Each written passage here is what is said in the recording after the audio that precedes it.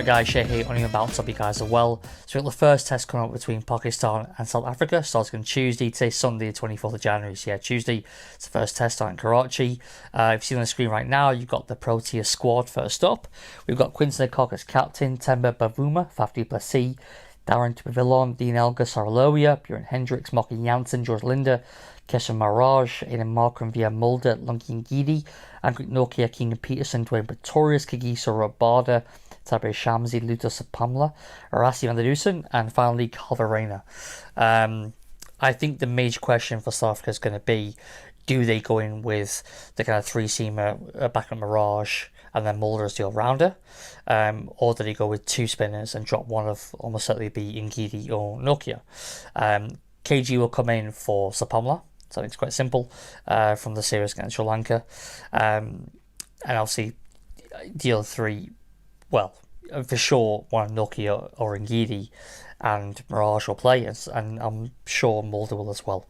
Anyway, so if we look at it and think, like, for me, I think the problem that people have this misconception of that once you touch down in the subcontinent, you basically landing into an absolute ragger of a wicket, and it's not the case. It's not the case. Pakistan have a history of producing seam-friendly wickets. Obviously, they produced over the last 50 years. They produced a conveyor belt of fast bowlers, as we all know. So, the reason for that is because they produced seam-friendly wickets. It's not India as such, So it's very different in terms of wickets prepared, the weather conditions. It does definitely differ from India, the type of wickets that are prepared in Pakistan. So I don't think South Africa should get too wrapped up in this notion, but you must play two spinners. For me, Mulder must play, KG must play, and for me, Nokia plays, personally, along with Mirage. Now, I'm happy with them four. Toss-up for me probably between Ngidi and Shamsi. So in between Ngidi and Shamsi, between one of those two, that takes the fifth bowler spot. Mulder gives that kind of balance on the side. I'll get to that a bit later. So for me, he plays. For me, I think when Quinton needs to have a look, obviously, on the Tuesday morning at the wicket and decide which way they're going to go. I don't think they need to make a necessary knee-jerk reaction now. They need to look at it and say, well, you know what, this wicket seems conducive to spin or to pace, and make that decision based on that. Because I think that, personally, I think they actually might decide to go with the four-seamer strategy, including Mulder, and go with Ngidi, Nokia, and KG. Rabada's obviously an out-and-out strike bowler. Nokia's the guy who can obviously become play that enforcer role if they need to around the wicket, bodyline stuff, which has rattled Pakistan in the past. We saw that against England, only a few months ago. And then you have the likes of Ngidi, who, for me, his role should be to keep it tight. Ball line length, dot balls, build up pressure, and the same with Mirage as well. Because the thing is as well, you got to remember who you play against. When you go to subcontinent, you generally play against players who are good at playing spin. A Pakistan shot last year, even against England. The way they played Dominic Bess was very simple. I mean, Dominic Bess, you could argue he's not as good as effective bowler as Mirage or Shamsi, but they still played him extremely well. I just feel like it's not necessarily a case of you have to play two spinners to get wickets in the subcontinent. Not always, anyway. Depends on where you are there. I think back to 2008 when staying to a magnificent 751 in Nagpur, when they actually drew the series, but it was only two test match series, but they drew it. But South Africa won that test match. But South Africa had a knack of doing well on the subcontinent without a great spinner. Think about it. They never really had a great spinner, if you think about it. Likes of times Paul Harris, Paul Adams, these guys, Nicky Boyer. They've always managed to get through, especially in the golden period from like 06 to 2015 when he went unbeaten. They won the UAE. They win. They draw. I'm pretty sure they won. I remember that Stonewall effort from AB and was it Amla? I need to check that. I thought they definitely drew the series. I know they didn't lose. I thought they won the series in UAE. But anyway, it was against Pakistan, obviously. But they would take 20 wickets through their pace bowling because they were far better than the spin bowling options there. Because reality is, quality bowlers will find a way on wickets which give him some help. It doesn't have to be a green top, a green Mamba and Joburg or Trent Bridge or whatever. It offers some kind of assistance. Highly skilled bowlers will find a way. KG's one of those guys. I think Nortje to a certain extent is one of those guys. Even Ngidi at his young age and experience, obviously he still carries, but it's in terms of, especially in terms of the amount of test matches he's played, I still feel he can find a way. So for me, I really feel like South Africa should wait till Tuesday before making a decision now. Boucher and Quinn, you don't have to say, right, we're going to go with 2 spinners. Because Tanveer Shams, he's only played 2 test matches. Mediocre returns. He did go okay in Sri Lanka, 3 years ago. I think he took 4 wickets in the match, a 3 for and a 1 for, but an average of like around 32. Nothing special. He did okay at a test match. Australia, he took 1 wicket across 2 innings. Nothing special, obviously. He's not. South Africa have never really had to play 2 spinners. They did obviously in India. 2019, we played with the Sami. There we saw with Mirage, Mirage didn't do that well actually, and Mirage disappointed me actually in this test match is gone. The test series against Sri Lanka, the first test in Centurion, he bowled 25 overs, went wicketless.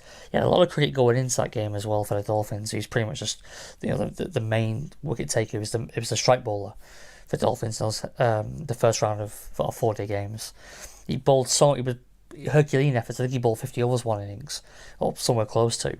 That could have been the Lions game, but he was just unbelievable amount of bowling. So he came in fresh and ready to go, and there should have been no ring rust, but he bowled pretty poorly, and the Sri Lankans combated him very well. Granted, it wasn't great as like a seam friendly wicket, and you can point to the fact that he didn't bowl in Joburg, but you know what? Why he didn't bowl in Joburg?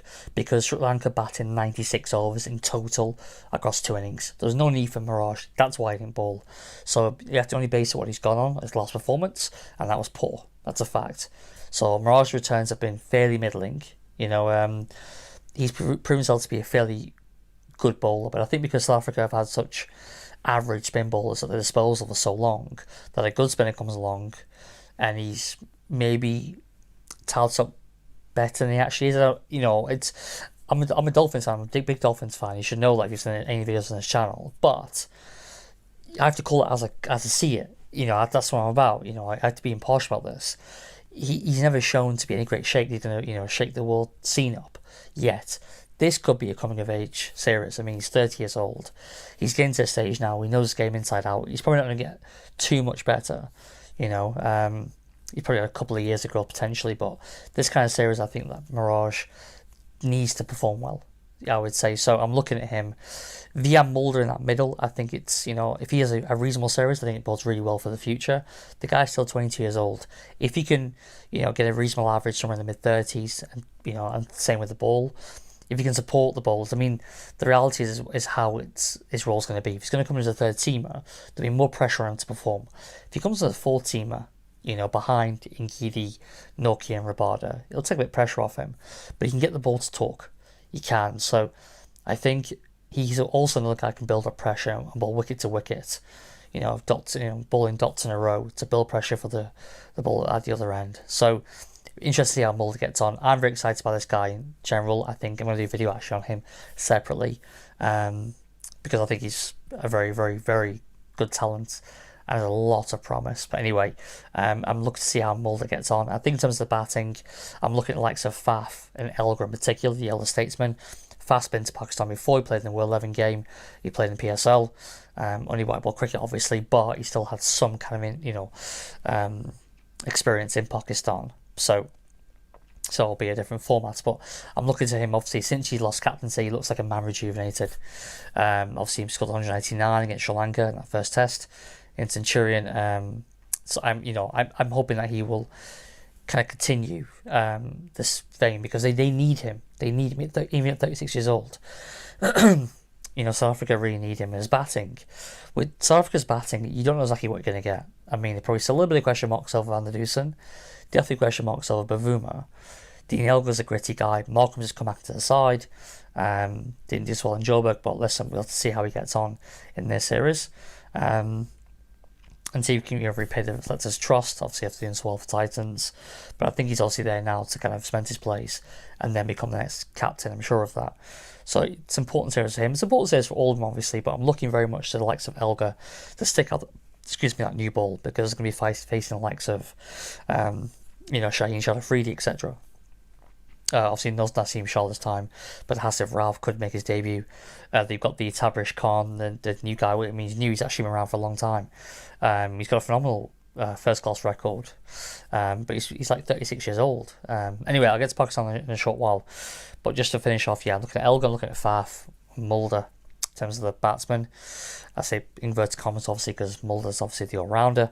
And the bowlers, I'm looking at KG to really spearhead the attack. Hasn't played for South Africa, didn't play the 2 test matches against Sri Lanka, hasn't played for a year now. Obviously, he's banned that in that Joburg test match against England. Doesn't play for a long time. He'd be raring to go. And I think it'd be great to see him back in the whites of the Proteas. So, let's see how it gets on. So in terms of Pakistan, they've made a few changes. They've dropped Shah Masood, they've dropped Tara Sahil, Nasim Shah. There wasn't much talk on him, but he's obviously not in the squad. I'm not sure if he's injured or dropped, but whatever happens, either way, listen, the kid, he's 17 years old. He's been basically applying his training and learning his craft at international level, away in England, away in Australia, away in New Zealand. I mean, it's incredibly difficult for a young kid like a 16, 17-year-old to perform that well consistently against those teams in those conditions. But he cuts himself pretty well. He played 9 to 10 test matches. I think 20 wickets, averaging 42. I think 42.45 is his average. So so obviously a bit expensive, but listen, he's a kid. He'll come back. No doubt about that. Harris Ralph I'm excited about, tall, strapping, fast, genuine fast bowler. We've seen him in white ball cricket, very handy bowler. Interesting to see how he gets on the red cherry. I mentioned before, there's this new guy, Tabish Khan, who said to be around for a long time. I think he's got something like 528 first class wickets. I've seen a bit of him on YouTube, watching him. He looks very smooth action. Not the tallest guy in the world. Looks probably keep it quite tight from what I can see.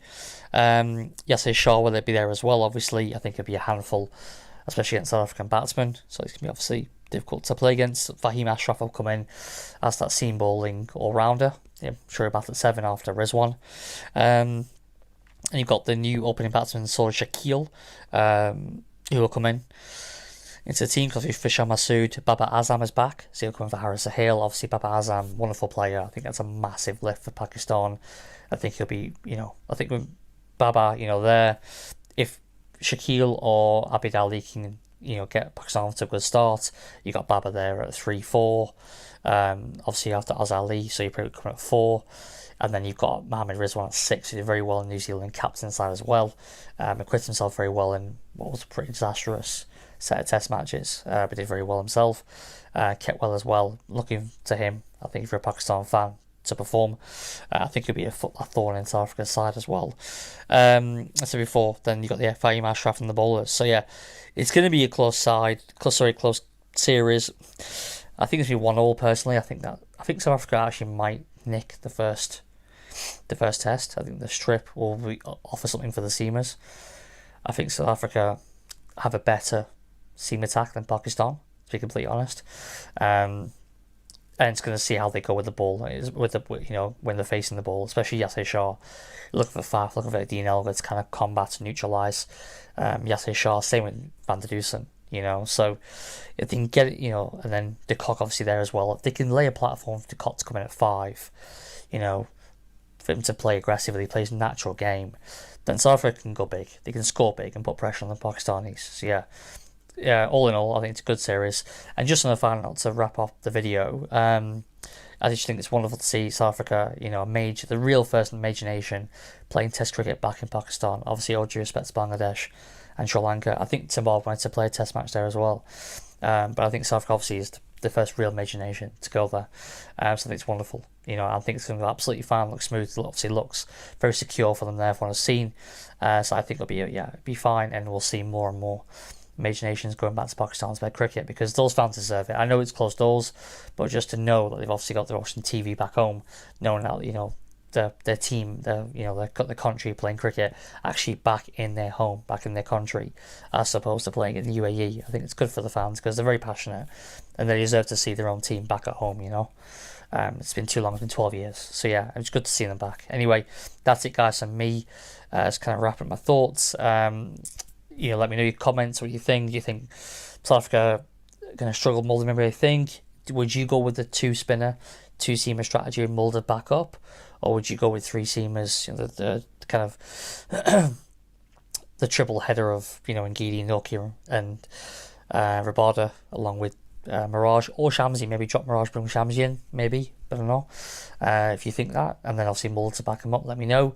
And who we should be looking at for the batsmen for South Africa? Who do you think could be the ones to really step up and do well here? Let me know your thoughts, guys. And as always, I said like, comment, subscribe. Please subscribe. I've got a few more subscribers coming in now, which is great. But yeah, I want to keep the momentum up and get a few more in. So yeah, if you like the content, do please subscribe, and hopefully I will see you on the next one. Cheers.